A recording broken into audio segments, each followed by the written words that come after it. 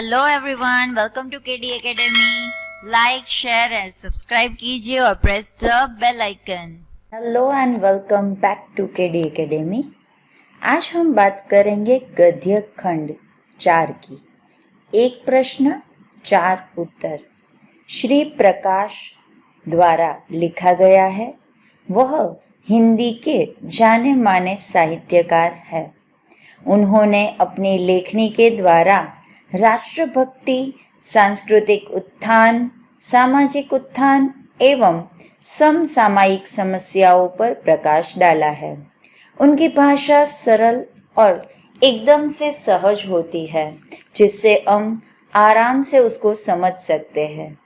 उन्होंने निबंध, लेख, संस्मरण, जीवनी पर भी अपनी कलम चलाई है।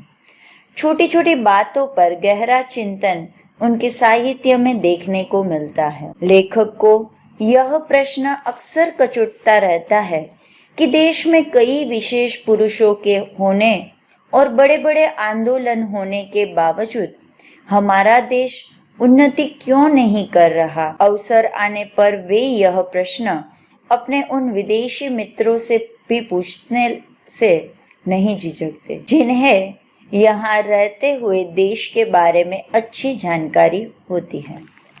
प्रस्तुत पाठ में यह सवाल उन्होंने अपने 4 विदेशी मित्रों से पूछे। चारों महानुभावों ने इस प्रश्न का उत्तर अपने अपने ढंग से दिया है। इसका निष्कर्ष यह है कि देश तब भी उन्नति कर सकता है जब वह सभी लोग पूरी ईमानदारी, लगन और निष्ठापूर्वक अपने काम करें। पूरा का पूरा चैप्टर आप अच्छे से पढ़ना, क्योंकि चैप्टर पढ़ने के बाद ही आपको क्वेश्चन आंसर्स उसको समझ में आएंगे। हम लोग यहाँ पर पूरा का पूरा पाठ देखेंगे। इस पाठ के ईच एंड एवरी पैराग्राफ के अंदर क्या एक्सप्लेनेशन है उसके बारे में हम डिस्कशन करेंगे। सबको ही कुछ न कुछ खपत होता है। मुझे भी कई बातों का खपत है। उनमें एक यह है कि जब किसी विदेशी से मेरी मित्रता हो जाती है और उन्हें सहृदय पाता हूँ, साथ ही यह समझता हूँ कि हमारे देश में बहुत दिनों से रहने के कारण वे पर्याप्त अनुभव भी प्राप्त कर चुके हैं, तो उनके किसी सुअवसर पर मैं पूछता हूँ, आप कृपा कर यह बतलावे कि क्या कारण है कि हमारा देश इतने विशेष महान पुरुष हो के रहते हुए भी, इतने बड़े बड़े आंदोलन के होते हुए भी देश कुछ उन्नति नहीं कर रहा है। ऐसा मालूम होता है कि हम ज्यों के त्यों पड़े हुए हैं। अवश्य ही हमारे मित्र इससे चकित होते हैं, उत्तर देते संकोच करते हैं और शिष्टता के नाते क्षमा चाहते हैं, पर मैं उन्हें छोड़ता नहीं और उनको उत्तर देने के लिए बाध्य करता हूँ। यहाँ पर लेखक बताते हैं कि लेखक को देश की दशा पर काफी चिंता हो रही है।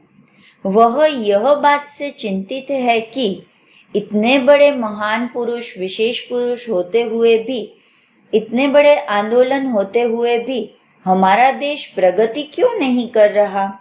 यह प्रश्न उन्हें परेशान करता रहता है और यही प्रश्न वे अपने उन विदेशी मित्रों से भी सुअवसर मिलने पर पूछ बैठते हैं, जो यहाँ लंबे अरसे से रह रहे हैं और काफी अनुभवी है। अपने विदेशी मित्रों से यह पूछना उनका खप्त बन गया। मेरे पहले मित्र एक बुद्ध ईसाई पादरी है। वह 36 वर्ष से भारत में ईसाई मत के प्रचार में तो उतना नहीं, पर सप्तनिक देश के दरिद्र नर नारियों की सामाजिक सेवा में लगे रहे हैं। मेरे हृदय में उनके लिए बड़ा सत्कार और प्रेम है। उनका उत्तर थोड़े में यह है कि तुम लोग अपने काम में गर्व नहीं लेते। विस्तार से उन्होंने बताया कि यहाँ पर जब किसी को कोई नौकरी चाहिए होती है तो अतिशयोक्तिपूर्ण शब्दों में वह दरखास्त देता है। बहुत ही विनय और सम्मान के साथ वह आरंभ करता है। अंत में प्रतिज्ञा करता है कि यदि स्थान मिल जाएगा तो वह सदा अपने मालिक की शुभकामना करेगा। पर स्थान मिलते ही वह अपने काम अर्थात अपनी जीविका के साधन को ही खराब समझने लगते हैं। अन्य साथियों से मिलकर काम खराब करने के लिए षड्यंत्र रचने लगते हैं और मालिक की नाकों पर दम डालते हैं। और देशों में भी लोग नौकरियों की दरखास्त करते हैं। वे साधारण शब्दों में प्रार्थना पत्र लिखते हैं और जब स्थान मिल जाए और वे यदि काम छोड़ दे तो संसार डूब जाएगा। लेखक अपने पहले मित्र का मत लेते हुए बताते हैं कि पहली बार जिस विदेशी मित्र से यह सवाल पूछा गया वह एक वृद्ध ईसाई पादरी थे।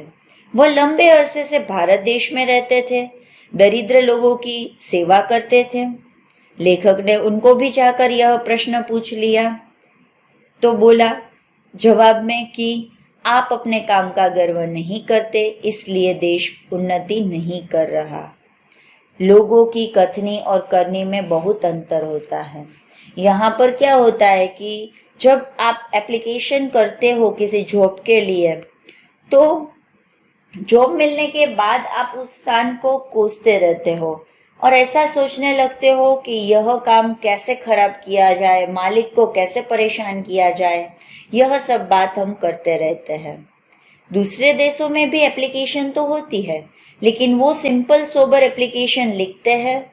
जब उन लोगों को वहां पर जॉब मिल जाती है तब वह काम इस तरह से करते हैं जैसे उन्हीं से पूरा संसार चलता हो, उन्हीं पर पूरा का पूरा काम निर्भर हो, उस हिसाब से काम करते हैं और वह सिर्फ अपने काम को ही महत्व देते हैं, चाहे कुछ भी हो जाए। बात इस पादरी मित्र ने बहुत ठीक कही। हमें अपने काम का गर्व नहीं है। दुख तो इसका है कि मुल्क की परंपरा में अपने काम का गर्व करने का आदेश है। जाति भेद इसी पर निर्भर करता है। एक जाति का आदमी दूसरी जाति के आदमी द्वारा अपना मान मर्यादा नहीं चाहता। वह अपनी जाति वालियों के बीच अपना उपयुक्त पद और स्थान चाहता है। यह अपनी जीविका के साधन का बड़ा आदर सत्कार करता है। बढ़ई और अपने औजारों की और दुकानदार अपने बहियों की निश्चित तिथियों पर पूजा करता है। पर लंबी दास्ता के कारण हम अपनी परंपराओं को भूल गए हैं। हम अपना काम छोड़कर दूसरों का काम उठाते हैं, एक काम छोड़कर दूसरा काम लेते रहते हैं। हम अपनी असफलता का दोष दूसरों को देते हैं, स्वयं दुखी रहते हैं, दूसरों को भी दुखी करते हैं। कोई काम ठीक न कर सकने के कारण अपने को खराब करते हैं, काम को भी खराब करते हैं। स्वधर्म निधन श्रेयः, अपना धर्म या कर्तव्य करते हुए मर जाना श्रेयस्कर है। यह आदेश हम भूल गए। हम अपने काम में गर्व नहीं लेते। लेखक अपने पादरी मित्र की बात से सहमत हो गए और वो भी सोचने लगे कि सही बात है कि हम अपने काम का गर्व नहीं लेते। हमारे देश की परंपरा में अपने काम का गर्व करने का आदेश है, पर हम यह भूल गए हैं। इसका यही कारण है कि हमारी लंबी दास्तां काम का गर्व करने की परंपरा पर ही आधारित है। हमारे यहाँ जाति भेद है। आज भी लोग विशेष तिथियों पर अपने औजारों और बहियों की पूजा करते हैं। आज भी हम स्वधर्म निधन श्रेयः का आदेश भूल गए हैं, यानी कि अपना काम करते करते हुए मर जाना भी अच्छा होता है। दूसरे मित्र एक वृद्ध सरकारी कर्मचारी ICS यानी कि IAS के सदस्य है। 30 वर्ष से अधिक भारत में गवर्नमेंटी नौकरी पर हाल में पेंशन लेकर वापस स्वदेश चले गए।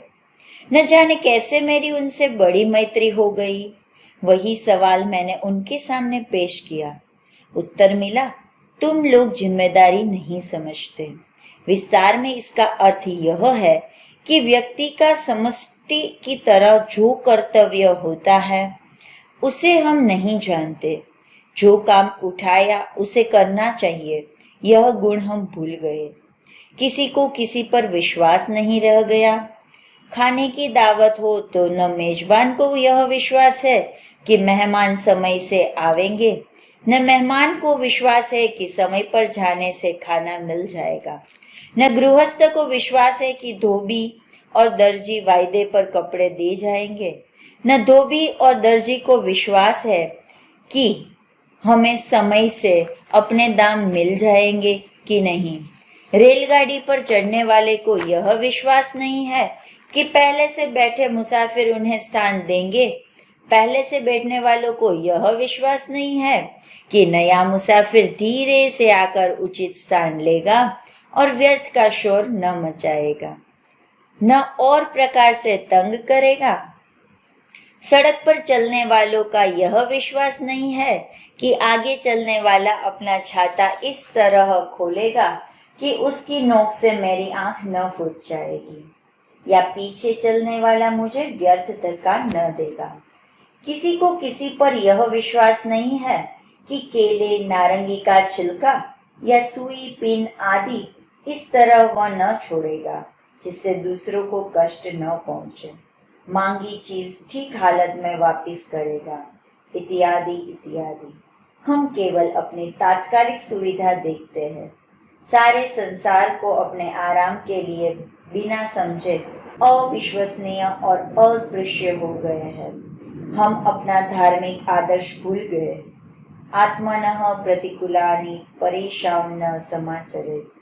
हम अपनी जिम्मेदारी नहीं समझते। लेखक ने दूसरे मित्र का भी जवाब सुना और वह जवाब ऐसा था कि दूसरे विदेशी सज्जन ने यह जानना चाहा कि वह तो एक IAS के सदस्य रह चुके हैं, सरकारी कर्मचारी भी थे, 30 सालों से भी अधिक यहाँ पर अपना एक्सपीरियंस किया था।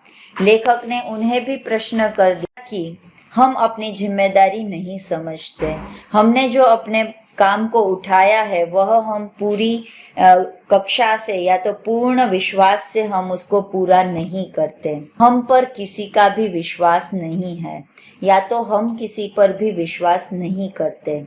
चाहे आप कहीं पे भी जाओ तो आपको पता चलेगा कि आपको किसी पर भी विश्वास नहीं होता। अगर आप किसी भी जगह पर भोजन के लिए आमंत्रित हो तो वहां पर आमंत्रित होने पर आपको यह विश्वास नहीं होगा कि खाना टाइम पर बना होगा कि नहीं, खाना कैसे होगा, या तो बनाने वाले को भी विश्वास नहीं होता कि मेहमान आएंगे कि नहीं आएंगे। उसी तरह अगर दर्जी को हमने कपड़े सीने के लिए दिए होते हैं तो उनको भी विश्वास नहीं होता कि यह काम ठीक से करेगा कि नहीं, करने के बाद पैसे मिलेंगे कि नहीं। रेलगाड़ी में चढ़ने वाले को यह विश्वास नहीं होता कि मुसाफिर उन्हें स्थान देंगे कि नहीं। पहले बैठने वाले मुसाफिर को यह विश्वास नहीं होगा कि दूसरा आएगा तो वह शोर नहीं मचाएगा, व्यर्थ का टाइम बर्बाद नहीं करेगा। ऐसे तो कितने सारे एग्जाम्पल्स है कि किसी ने केला नहीं नीचे गिराया होगा, किसी ने नारंगी के छिलके नहीं गिराए होंगे, किसी ने पिन नहीं डाली होगी, किसी ने सुई नहीं रखी होगी। ऐसे काफी अलग अलग तरीके होते हैं दूसरे को परेशान करने के लिए और हमारा विश्वास उस पर से उठने के लिए। यानी हम सब एक दूसरे के प्रति अविश्वसनीय है और अस्पृश्य है, जैसे हम लोग अनटचेबिलिटी में बिलीव करते हैं। इसीलिए यहाँ पर लास्ट में बताया गया कि हम अपनी जिम्मेदारी नहीं समझते। तीसरा व्यक्ति एक स्त्री है। 7-8 वर्षों से अपने को भारतीय बनाकर बड़े प्रेम और श्रद्धा से, बड़ी तत्परता से वे भारत की सेवा कर रही है। असहयोग आंदोलन में वे जेल भी जा चुकी है। कई कारणों से भारतीयों का निकटतम अनुभव उन्हें कई कार्य क्षेत्रों में हुआ है। उनको भी मैंने घेरा। उनका उत्तर था, तुम लोग बड़े आलसी हो, अर्थात हम लोगों ने श्रम का महत्व ही नहीं पहचाना है। मेहनत करना तो हमने मरभुक्खों का काम समझ रखा है। बड़े लोगों का काम तो केवल बैठे रहना है। हम भूल गए कि संसार में जो बड़े हुए हैं वे सब अथक परिश्रमी रहे हैं। जब हम परिश्रम ही न करेंगे तो सफलता कैसे पावेंगे। इसी कारण न हम अपने रोजगार में और न अपने गृहस्थी संबंधी या सार्वजनिक कार्य में सफल होते हैं। रोने पिटने झिकने में जितना समय हम बिताते हैं उतना यदि काम में बिताए तो हम देश की ओर अपनी काया पलट सकते हैं। हम लोग बड़े आलसी हैं। तीसरे व्यक्ति ने यह बताया कि वे 7-8 सालों से इंडियन सिटीजनशिप लेकर काफी उत्साही हो गए थे। वह एक महिला थी।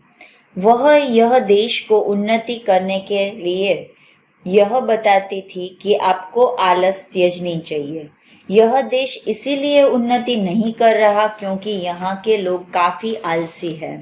लोग को श्रम का महत्व ही नहीं पता और जो लोग मेहनत करते हैं उस पर वह विश्वास नहीं रखते। इसीलिए यहाँ के लोग किसी भी क्षेत्र में सफल नहीं होते। चौथा व्यक्ति एक बड़ी वृद्धा स्त्री थी। वे संसार में प्रसिद्ध थी। मेरे कुल से उनका बड़ा प्रेम था। मेरी पितामही तुल्य थी। उनको भी मैंने तंग किया। आपने तो अपने 40 वर्ष हमारे देश की विविध सेवाओं में लगा दिए हैं। आपको बतलाना ही होगा कि हमारा क्या दोष है जिससे हमारी उन्नति नहीं होती। थोड़े में उनका उत्तर था, तुम लोगों में उदारता नहीं है। विस्तार से उदाहरण दे देकर उन्होंने बतलाया कि भारत में लोग दूसरों को आगे नहीं बढ़ाते, स्वयं को ही आगे रहना चाहते हैं। गुणी नवयुवकों को अपनी योग्यता दिखाने का मौका नहीं देते। उनके मरने के बाद उनका काम ही खराब हो जाता है। वास्तव में वृद्धा की बातें ठीक थी। अंत तक पिता पुत्र को घर का काम नहीं बतलाता। कितने ही कुटुंब इसके कारण नष्ट हो गए। बड़े बड़े गुणी अपनी विद्या साथ लेकर मर गए। इस कारण कितने ही वैज्ञानिक आविष्कार, औषधियां आदि लुप्त हो गई। पेशों में इतनी प्रतिद्वंदिता हो गई है कि बड़ा छोटे को काम नहीं सिखलाता। सार्वजनिक जीवन में तो इतनी विभत्स दिख पड़ती है कि चित्त व्याकुल हो जाता है। कितना काम बिगड़ता है, इसकी तरफ ध्यान नहीं दिया जाता। चौथे व्यक्ति का मत यह था कि एक व्यक्ति विश्व में प्रसिद्ध होता है तो दूसरों को अपना प्रसिद्धि वाला मंत्र नहीं बतलाता। यह एक काफी फेमस लेडी थी जिन्होंने अपने 40 साल यहाँ पर अलग अलग सेवाओं में खपाए थे। उस अनुसार देश की उन्नति न होने का कारण उसको पता था कि लोगों में उदारता है नहीं। लोगों में उदारता की भावना न होने के कारण लोग खुद को ही आगे रखना चाहते हैं, दूसरे किसी को भी आगे बढ़ने को नहीं देते। इसीलिए अनेक योग्य वैज्ञानिक आविष्कार एवं अनेक औषधियां लुप्त हो गई है। अनेक गुणी लोगों ने अपने गुणों से दूसरों को परिचित नहीं कराया और अपने गुणों को अपने साथ ही लेकर स्वर्ग सिधार गए। कहने का यह अर्थ यह है कि गुणी व्यक्ति नव युवकों को अपनी योग्यता दिखाने का अवसर नहीं देते।